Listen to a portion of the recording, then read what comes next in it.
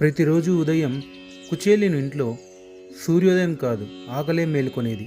చిన్న మట్టి గుడిసె, గోడల మధ్యలోంచి గాలి లోపలికి వస్తుంది. పిల్లల కడుపు ఖాళీ, కళ్ళలో ఆశ కన్నా భయం ఎక్కువ. నాన్న, ఈరోజైనా మనకి తిండి ఉంటుందా? ఆ ప్రశ్నకు సమాధానం లేదు. కానీ ఆ ప్రశ్న వెనుక ఒక నమ్మకం మాత్రం ఉంది, నాన్న అబద్ధం చెప్పడు అని. కుచేలుడు తల పైకెత్తి ఆకాశం వైపు చూశాడు. అతను దేవుణ్ణి అడగలేదు, ఎందుకు నాకు ఇలా ఇచ్చావు అని. అతడు దేవుణ్ణి నిందించలేదు, నన్ను మర్చిపోయావా అని. ఎందుకంటే కుచేలునికి తెలుసు, భగవంతుడు ఆలస్యం చేస్తాడు కానీ నిర్లక్ష్యం చేయడు. అతని పెదవులపై నవ్వు లేకపోయినా హృదయంలో శాంతి ఉంది. కుచేలుని భార్య పిల్లలను చూస్తూ కన్నీళ్లు తుడుచుకుంటుంది. నీ మిత్రుడు కృష్ణుడు ఇప్పుడు ద్వారక రాజు కదా, ఒక్కసారి కలిస్తే. ఆ మాట పూర్తవకముందే ఆమె గొంతు ఆగిపోయింది. సుధాముడు అర్థం చేసుకున్నాడు. ఆమె సంపద కోరలేదు, ఆమె బాధ తగ్గాలని కోరింది. ఇంట్లో ఏమీ లేదు, బంగారం లేదు, వెండి లేదు. భిక్షగా వచ్చిన కొంచెం అటుకులు మాత్రమే ఉన్నాయి. అవి బహుమతి కాదు, అవి అతని జీవిత సత్యం. ఆ అటుకులను చిరిన గుడ్డలో కట్టి కుచేలుడు బయలుదేరాడు. పాదాలకు చెప్పులు లేవు, కానీ గుండెలో కృష్ణుని స్మరణ మాత్రం ఉంది. ప్రతి అడుగులో శరీరం మలిసింది, మనసు మాత్రం తేలికైంది.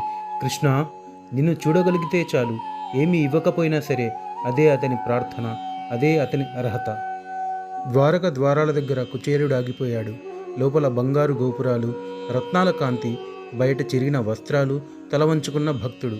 ఆ క్షణం కుచేలునికి తన పేదరికం బాధగా అనిపించలేదు, తన భక్తి చిన్నదిగా అనిపించలేదు. అదే సమయంలో సింహాసనంపై ఉన్న కృష్ణుడు ఒక్కసారిగా లేచాడు. కుచేలా అంటూ రాజు పరిగెత్తాడు. స్నేహితుడు చేరాడు. ఆలింగనం, రెండు హృదయాలు ఏళ్ల దూరాన్ని చెరిపేశాయి. కృష్ణుడు కుచేలుని పాదాలు కడుగుతున్నప్పుడు అక్కడ దేవుడు లేడు, అక్కడ అహంకారం లేదు, అక్కడ శుద్ధమైన స్నేహం మాత్రమే ఉంది. కుచేలుని కన్నీళ్లు కృష్ణుని చేతులపై పడుతున్నాయి. శ్రీకృష్ణుడు చిరిగిన అటుకుల పొట్లం తెరిచాడు. కృష్ణుడు ఒక ముద్ద తిన్నాడు. ఆ ఒక్క ముద్దలో కుచేలుని జీవితం ఉంది, అతని నమ్మకం ఉంది, అతని త్యాగం ఉంది. ఇదే నాకు కావాలి అన్న కృష్ణుని మాట కుచేలుని హృదయాన్ని నింపేసింది. కుచేలుడు ఏమీ అడగలేదు, అడగాలనే ఆలోచన కూడా రాలేదు. ఎందుకంటే అతను వచ్చింది సంపద కోసం కాదు, స్నేహం కోసం. కృష్ణుడు నవ్వాడు. ఆ నవ్వులోనే అన్నీ ఇచ్చేశాడు. ఇంటికి చేరగానే కుచేలుడు ఆగిపోయాడు. అది తన ఇల్లు కాదు, అది ఒక అద్భుతమని.